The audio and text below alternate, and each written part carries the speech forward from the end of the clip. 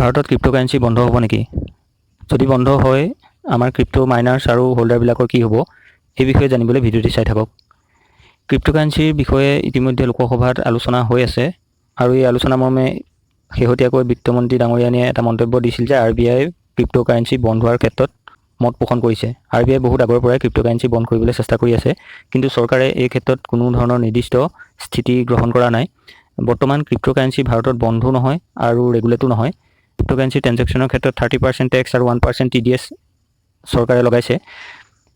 শেহতীয়াকৈ বিত্তমন্ত্ৰী ডাঙৰীয়ানীয়ে দিয়া মন্তব্যৰ ফলত ক্ৰিপ্ট'কাৰেঞ্চিৰ ক্ষেত্ৰত আৰু এটা অনিশ্চয়তাই দেখা দিছে যে ক্ৰিপ্ট'কাৰেঞ্চি ভাৰতত বন্ধ হ'ব নে ৰেগুলেট হ'ব।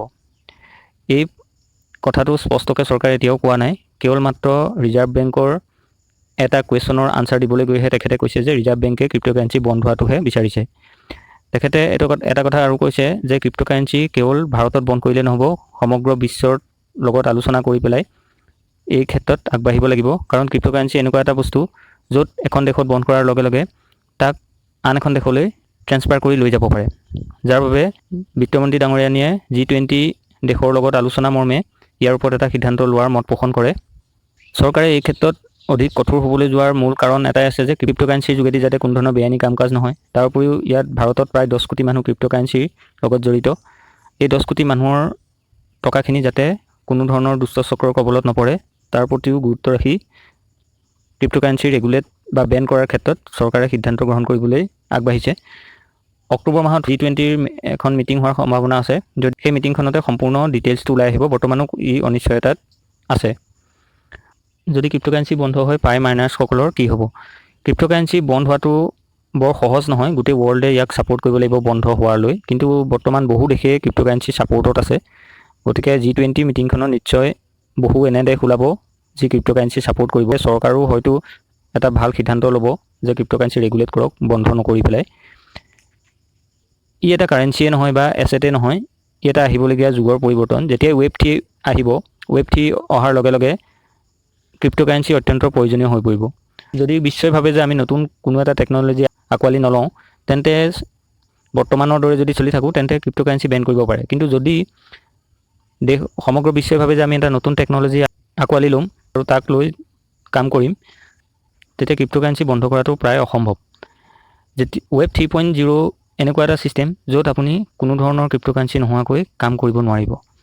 Web 3.0ৰ ওপৰত মই ইতিমধ্যে এটা ভিডিঅ' দিছিলোঁ, যাৰ লগত পাই ৰিলেটেড হৈ আছে। যিসকলে পাই মাইনিং কৰি আছে সেইসকলেও ভয় খোৱাৰ প্ৰয়োজন নাই। আপোনালোকে মাইনিং কৰি থাকক। যেতিয়াই আপোনালোকৰ KYC হ'ব, কইনবিলাক ৱালেটত গুচি যাব। ৱালেটত গুচি যোৱাৰ পিছত আপোনালোকৰ ওচৰত কইন কেইটা আছে পৃথিৱীৰ কোনো মানুহে ট্ৰেক কৰিব নোৱাৰে। এসময়ত ভাৰততো বিটকইন বন্ধ কৰিছিল, কিন্তু আজিতো বিটকইনৰ দাম 14-15 লাখ টকাৰ ওপৰত আছে। গতিকে বন্ধ খন্তেকৰ বাবেহে কৰিব পাৰিব, আজীৱনৰ কাৰণে কৰিব নোৱাৰে। যদিও বন্ধ কৰে তেতিয়া আপোনালোকৰ ৱালেটত কইনখিনি থৈ দিলেই হ'ল। ৱালেটত কইনখিনি থৈ দিয়াৰ লগে লগে এসময়ত নহয় এসময়ত চৰকাৰে নিশ্চয় এটা ভাল পদক্ষেপ ল'ব, য'ত ক্ৰিপ্ট' হোল্ডাৰ আৰু ক্ৰিপ্ট' মাইনাৰসকলৰ উপকাৰ হ'ব। এটা নতুন টেকন'লজি যেতিয়া আৰম্ভণি হয় তাৰ বেয়া ব্যৱহাৰ হোৱাৰ সম্ভাৱনা বেছি। সেয়েহে চৰকাৰে এই ক্ষেত্ৰত কঠোৰ পদক্ষেপ ল'বলৈ চেষ্টা কৰিছে। নতুন টেকন'লজিটো বন্ধ কৰি দিয়াতকৈ চৰকাৰে যদি এই টেকন'লজিটো কেনেদৰে সুচাৰুৰূপে আগুৱাই লৈ যাব পাৰে তাৰ ওপৰত বিবেচনা কৰি চায়, তেতিয়া ক্ৰিপ্ট'কাৰেঞ্চি বা যিটো ব্লকচেইন টেকন'লজি, সেই টেকন'লজিটোৱে চৰকাৰক যথেষ্ট পৰিমাণে সহায় কৰাৰ লগতে দেশৰ উন্নতি সাধন কৰিব। এখন দেশত ক্ৰিপ্ট'কাৰেঞ্চি বা ব্লকচেইন টেকন'লজি বন্ধ কৰি ৰখাৰ উপায় নাই, কাৰণ এই টেকন'লজিটো নিয়ন্ত্ৰণ কোনেও কৰিব নোৱাৰে। ই নিয়ন্ত্ৰণৰ বাহিৰত। সমগ্ৰ বিশ্বৰ বেছিভাগ দেশেই যদি এই টেকন'লজিটো মানি লয়, ভাৰতে যদি এই ক্ষেত্ৰত আগবাঢ়ি যাব নিবিচাৰে, দেশখন পিছ পৰি যোৱাৰ সম্ভাৱনা থাকে। গতিকে চৰকাৰে নিশ্চয় এটা ভাল সিদ্ধান্তত উপনীত হ'ব আৰু ক্ৰিপ্ট' যিসকল হোল্ডাৰ আৰু মাইনাৰ্ছ সকলোৰে একোটা ভাল লাভ হ'ব। যদি আপোনালোকে মোৰ ভিডিঅ'সমূহ চাই ভাল পাইছে, তেতিয়া ইউটিউবটো খুলিব আৰু ওপৰত চাৰ্চ কৰিব আছামিজ পাইনিয়াৰ। আছামিজ পাইনিয়াৰ খোলাৰ লগে লগে আপোনালোকে এই চেনেলটো দেখা পাব। চেনেলটোত ক্লিক কৰিব। ক্লিক কৰাৰ লগে লগে আপোনালোকে ইয়াত এটা বটন দেখা পাব ছাবস্ক্ৰাইব। ইয়াত ক্লিক কৰিব। ক্লিক কৰি এই কাষত থকা ঘণ্টাটো দবাই দিব। দবাই দি পেলাই ইয়াত অল অপশ্যনটোত ক্লিক কৰি দিব। তেতিয়া আপোনালোকে মই যিবিলাক ভিডিঅ' দিওঁ লগে লগে ন'টিফিকেশ্যন পাব।